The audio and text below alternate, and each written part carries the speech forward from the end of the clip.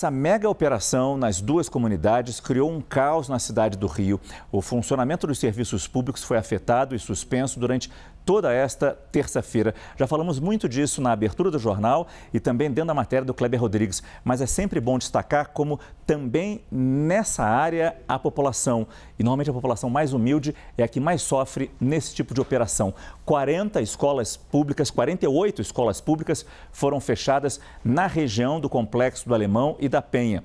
Em universidades, as aulas também foram suspensas. Temos informações que a Universidade Federal do Rio, a UFRJ, a UERJ, a Universidade do Estado do Rio, a UF, a Universidade Federal Fluminense, a FAETEC, a Faculdade de Educação Tecnológica, elas nos informam que também tiveram aulas prejudicadas por causa dessa mega operação.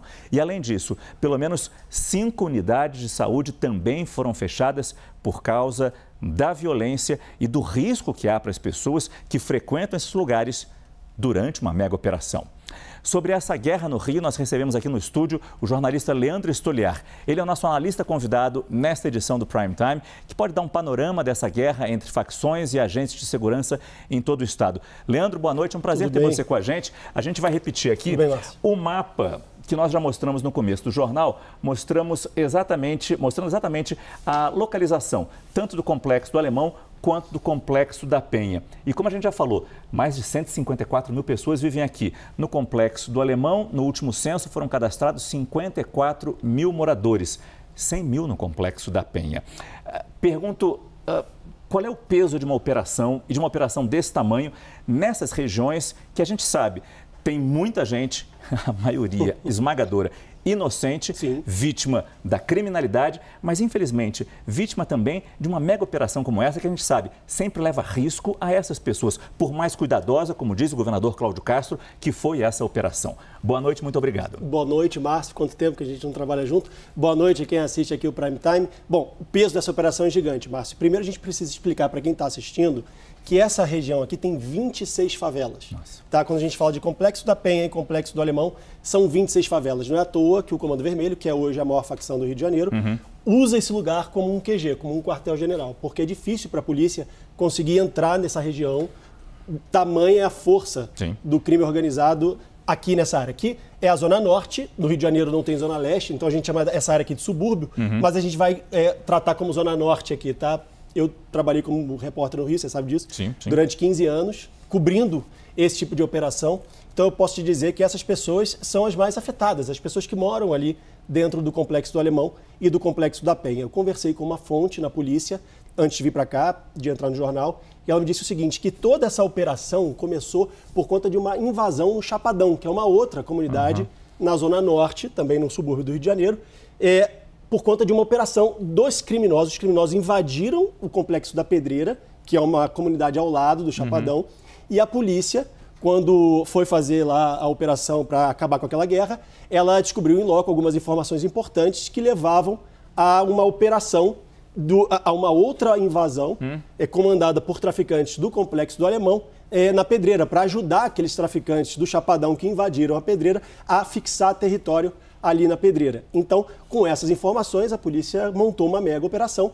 Para quê? Para que esses criminosos que foram ajudar os criminosos que invadiram a Pedreira não pudessem voltar para o Complexo do Alemão. Então, na cabeça da polícia, o que eles pensaram? Essa fonte me disse que esses criminosos saíam de lá, era um grupo grande, então eles teriam dificuldade de voltar porque a polícia já estaria no Complexo do Alemão. E seria mais fácil para a polícia ocupar o Complexo do Alemão sem essa força, sem esse grupo que havia saído de lá para dar força, ajudar, apoio exatamente aos criminosos que invadiram a Pedreira, que saíram do Chapadão para a Pedreira. Só que essa operação não vazou e os criminosos não souberam dessa operação. Então, eles voltaram para o Complexo do Alemão, aí que começou a guerra.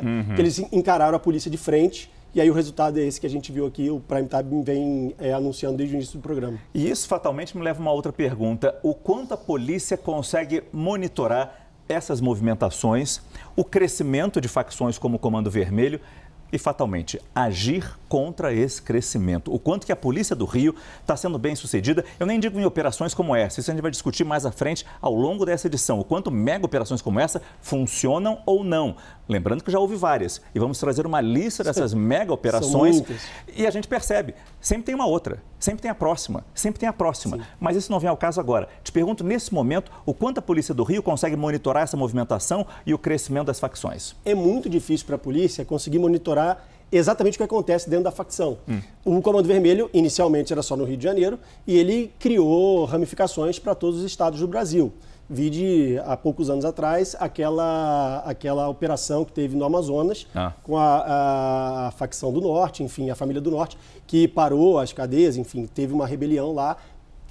Essa família do Norte é uma facção criminosa ligada ao Comando Vermelho e ela teve essa rebelião. E aí isso mostra para a polícia que o Comando Vermelho ele tem ramificação em outros estados. Então é muito difícil. Segundo essa minha fonte, nessa operação, a polícia já sabia que pelo menos 30 criminosos de outros estados, principalmente Norte e Nordeste, estavam escondidos recebendo abrigo no Complexo do Alemão. Então, isso mostra também que há outros criminosos de facções ligadas ao Comando Vermelho vindo para o Rio para receber abrigo justamente porque aqui há um poder de fogo muito maior do que nos outros estados e eles conseguem se esconder da polícia. Muitos desses criminosos são criminosos procurados pela polícia por diversos crimes. E aí, respondendo a sua pergunta, aquela que você fez antes, são lugares onde acontecem muitos crimes. Então, eles conseguem receber abrigo ali e continuar cometendo crimes.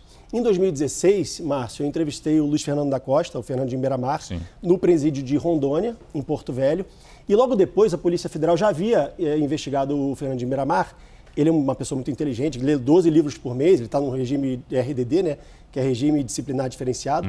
E a polícia descobriu que ele não tinha mais visita íntima, mas o preso ao lado tinha. E ele conseguia passar bilhetes para esse preso ao lado por meio de um fio, que provavelmente ele tirou da roupa, né, e conseguia dar essas ordens que ele queria, né, para o Comando Vermelho, via o preso ao lado que recebia essa visita íntima e passava essas informações pela visita íntima.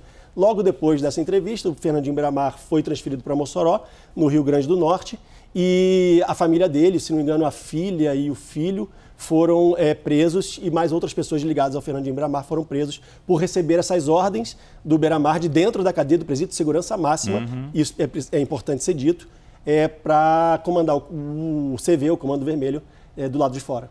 Esse é Leandro Stoliar nos contando talvez um pouco da origem, se bem que a origem remonta bem antes disso, mas definitivamente como os desdobramentos ao longo das décadas vão acontecendo e a gente vê pouco efeito prático no combate a isso, a essa violência, a essa criminalidade e aos efeitos disso na população carioca. O Leandro volta ainda nessa edição do CNN Prime Time. Obrigado, Leandro. Obrigado, Márcio.